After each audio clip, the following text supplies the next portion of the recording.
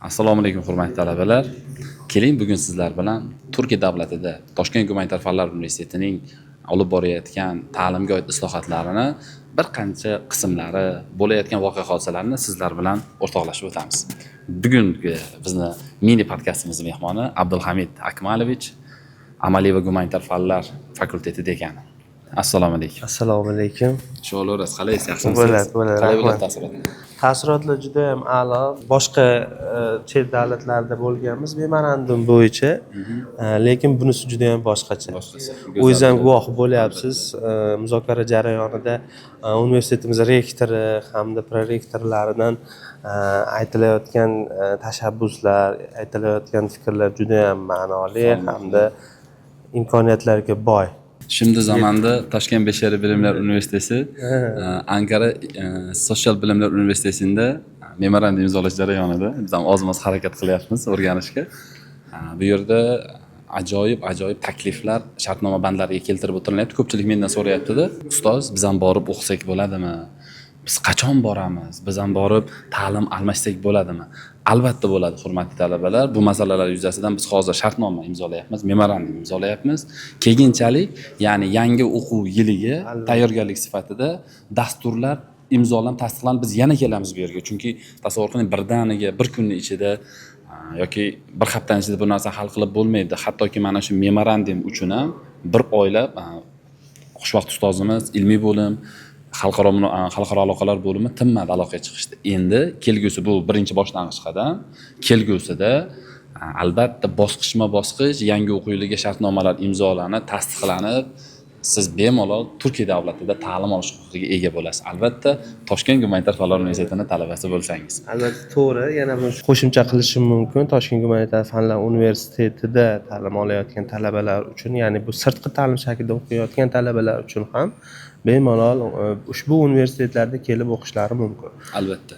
Ya'ni bu bir oydan 6 oygacha bo'lgan mobaynida kelib o'qishlari va faoliyatlarini olib borishlari ham mumkin. Amaliyot jarayonlarini ham shu yerda amalga oshirishingiz mumkin. Abdulhamid Akmalovich, keling talabalarimizga o'zingizning universitetlardan olgan taassurotlaringiz haqida biroz o'rtoqlashsangiz. Nima sizga yoqdi ko'proq? U yerdan qanday imkoniyatlarni ko'ra oldingiz? Bir talaba sifatida, rahbar sifatida olaylik, men ham o'zimni ustozlarimga ilmiy faoliyatimizni nuqtai nazaridan ko'ra olgan qismim bor. Talabalarimiz uchun ko'ra olgan qismlarimiz bor-da. Keling siz o'zingiz taassurotlaringizni o'rtoqlashsangiz bu sizga. Men shuni ayta olamanki, birinchi tashrif buyurgan Istanbul universitetimiz meni ko'nglimda juda ham o'chmas iz qoldirdi desam ham bo'ladi. Emotional deydi. Nafaqat ko'nglimda, balki har tomonlama juda ham O'zbekistondagi barcha universitetlarga namuna bo'ladigan universitetlardan biri ekan. Shu Istanbul universiteti haqidagi bir yagona bir fikrimni aytib o'tsam deganim, yangi universitet. Siz ham menga juda ham bir emotsiya, hissiyotlarim qo'zg'agan holat shu bo'ldiki, bizning vatanimizda tarixiy binolar odatda turistik zonaga aylantiriladi. Albatta. Aynan Istanbul universiteti Usmoniylar davrida Abdulhamidxon hazratlarini Usmoniylar mamlakatini boshqargan xonasidir. Hamma majlis o'tkazgan xonasi oliy ta'limga berilgan va oliy ta'lim ana o'sha universitetdan ham tarixiy bino sifatida ham dars jarayonlarida qo'llayapti.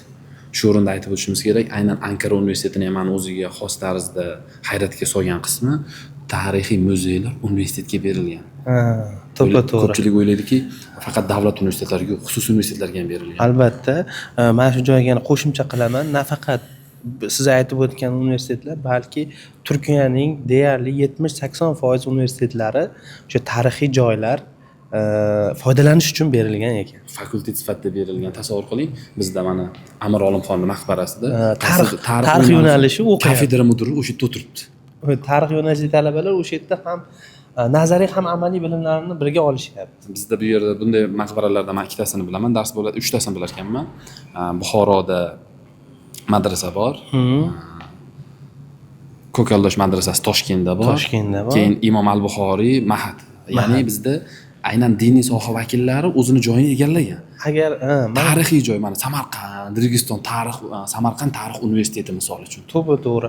Yoki turizm, har bir universitet turizm fakultetlari borda. Turizm Ushbu yo'nalishlarga qaysidir madrasalarni berib, uni jarayonlarni ham remonti, hammasini o'zi universitet qoplaydi. Universitet o'zi qoplayapti.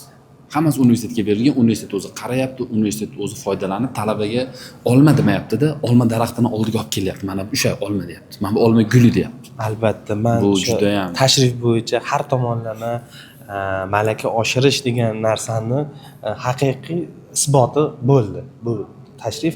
Endi bu tashrifda men nima deb ayta olaman talabalarimizga? Mana biz shu narsani oldik. Ya'ni bu tashrif davomida sizlar o'qishga kelsangiz, o'ylaymanki bizdan-da ko'proq emotsiya, ko'proq bilim, ko'proq ilm o'rganasiz. Chunki ular bizdan ancha yosh. To'ppa-to'g'ri ham qiziqishadi. Z avlod. Shunaqa, juda ham ajoyib bo'ladi. Keyin yana bir muhim jabha bor ekan dekanim. E'tibor bering. Karabuk universitetiga bordik. O'ziga xos tarzda uni o'zimning ijtimoiy tarmoq platformamda ham yoritib o'tdim. Endi Karabuk universitetini qarang, bu Karabuk o'zi viloyat ekan.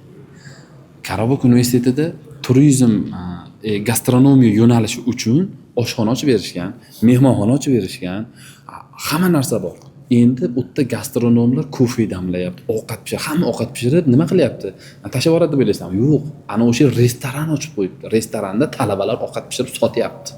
Tasavvur qiling buni. O'sha kechki ovqat paytida ham o'sha universitet talabalari bizga xizmat ko'rsatishdi. Nafaqat talabalar, universitet professor, zamdekanlari bizga kofe damlab berib, yangi har bitta kofeda turidan bizga taklif qilishdi. Xolisada turk kofesi dedi. Men afsuslandim, aynan o'sha yerda cappuccino ichganimga. Ana o'sha yerda turk qahvasini ichib ko'rishim kerak ekan. Ular qanday tayyorlanadi? Chunki haqiqiy mutaxassislar tomonidan bu qanday tayyorlanadi? Men xursand bo'lganim, qani mehmonxonasi bor. Har bitta talaba ish bilan ta'minlanadi. Viloyat nomiga universitet berilar ekan. Viloyat hokimi bilan o'sha viloyat universitetining rektorini darajasi birga o'tirib tushlik qilib, ta'lim haqida, siyosat haqida maslahatlashuvlar amalga oshirilayotganiga guvoh bo'ldik. Juda ham aytayapman-ku, hurmatli talabalar, tezroq shoshilishlari kerak. Yangi o'quv yilida qanday imkoniyatlar bo'ladi? Ya'ni talabalarimizda nimalar bo'lishi kerak deb o'ylaysiz? Asosiysi til bilish. Chunki bu turk yerda tili, ingliz tili. Turk tili, ingliz tili. Bu yerda deyarli 70%, 80% darslar turk tilida va ingliz tilida bo'lar ekan.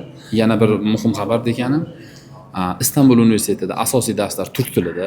Bu hayratlanarli. Turk tilida endi Anqara ijtimoiy fanlar yangi universitet, 13 mingta talabasi bor ekan, ochilganiga ko'p bo'lmay, 8 mingta talabasi bor ekan, ochilganiga 13 yil bo'lgan ekan. Turk tilini ingliz tilida o'rgatar ekan, tarixni ingliz tilida o'rgatar ekan. Har bitta mutaxassis, nomutaxassis yo'nalishlar 4 yil ikkinchi til sifatida ma'lum bir tilni tanlab o'qir ekan. Tasavvur qilyapsizmi? Siz turk tilini o'rganib Turkiyaga kelasiz, ham yashab turib turk tili saviyangiz oshadi, ham o'zingiz turk tili sohasini o'rganaman desangiz, ingliz tilida turk tilini o'rganasiz. Undan tashqari mutaxassis ingliz tilichilar 3-tilda ham o'rganishyapti ekan. 3-kurslar bizga 3-tilda ham qo'shib beriladi.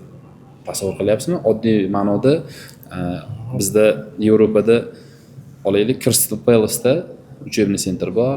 Ana o'sha uchebniy sentr 6 oyda pre-intermediate darajaga kafolat beradi. Muhit ingliz tili. Hamma narsa ingliz tilicha. Nima yeyman desam inglizcha gapirasiz. Biz o'zimiz ham shu yerda bir hafta davomida turk tilini o'rganib qoldik. Ancha konuşmadik, o'rganib qoldik. Bir nechta so'zlarni yodlab oldik, harakat qilyapmiz. Lekin bekorga ta'lim, bekorga amaliyot ilm bilan chambarchas bog'liq emas. Biz amaliyotda o'sha 6 kun bo'lgan bo'lsa, turk tilini deyarli 40%, 30%ni o'rganib o'zlashtirdik va bundan tashqari biz o'zimizni ingliz tili speakingimiz ham kuchayib ketib qoldi. Darslarga kirdik. Karabuk universitetida native speakerlar o'tishar ekan. Kelinglar, o'rganinglar. U maslahatim men o'zimizni fakultet talabalariga. Yana aytib o'taman, nafaqat kunduzgi ta'lim, balki sirtqi ta'limda o'qishni xohlovchilar uchun ham turk tili, ingliz tilini o'rganishni boshlaydi.